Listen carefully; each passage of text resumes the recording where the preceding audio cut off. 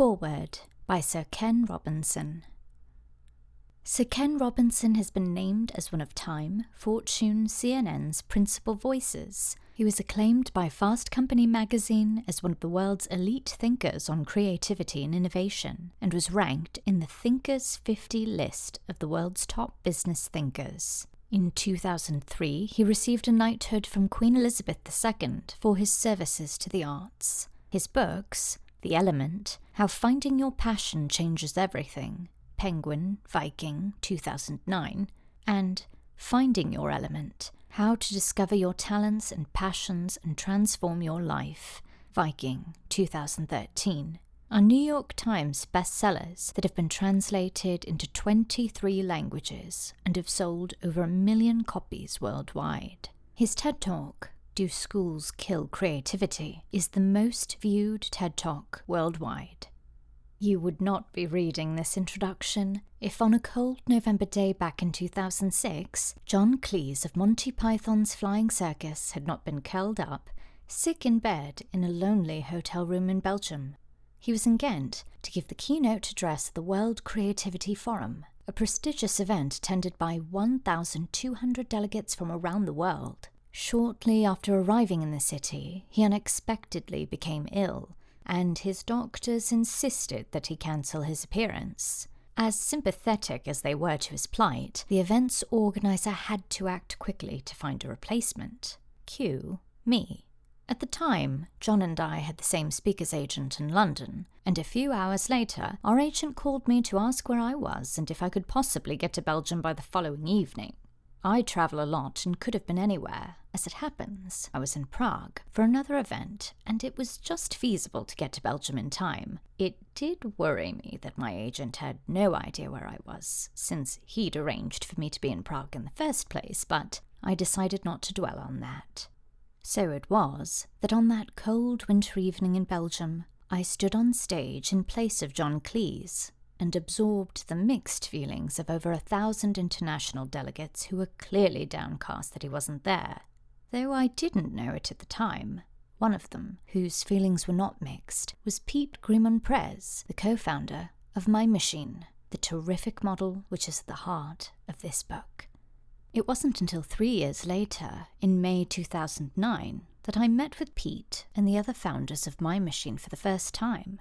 They came backstage at another event where I was speaking to tell me about the wonderful methodology they'd been nurturing and the ideas that were driving it, some of which had been stimulated by my talk that night in Ghent. Since then we've stayed in regular contact, and I've been delighted to see MyMachine spread in scale and influence. The concept of MyMachine is elegantly simple. Children of kindergarten or elementary school age are invited to invent a dream machine, and then collaborate with older students to design and make it. Through a series of captivating examples and penetrating essays, this book explains how the process works and why it's so important. Let me highlight some of the core themes. MyMachine is about the nature of creativity. The projects here show that creativity is not a rare talent, it is a core characteristic of human intelligence, part of the natural endowment of all children. Even so, natural capacities are of little use unless they are exercised and developed. Historically, and for a variety of reasons, cultivating creativity has not been a high priority in education. The lessons of MyMachine are that creativity can and must be nurtured in all young people as an essential part of their education and their birthright. MyMachine is about collaboration. The projects here show how individual ideas can be amplified through creative partnerships with others. As the founders of MyMachine put it, individuals don't work alone, but as peers in an ecology of talent, which involves students of all ages. It sometimes happens that creative ideas come into our minds fully formed. More often, they evolve in unexpected ways as we work on them. That process of iteration can happen when we work alone on an idea.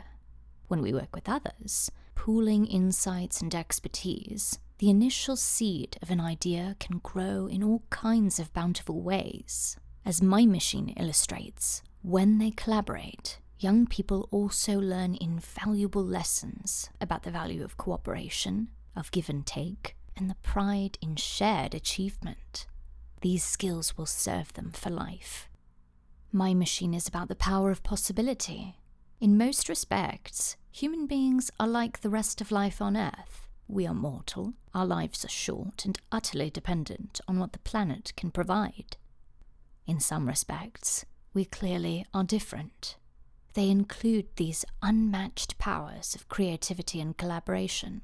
Because of them, we can step outside our immediate circumstances and imagine alternative ways of being and doing. More than that, we can work to materialize these visions through the varying systems, technologies, and ideologies that we collectively forge. Human culture, in all its diversity, is the eloquent evidence of these capacities.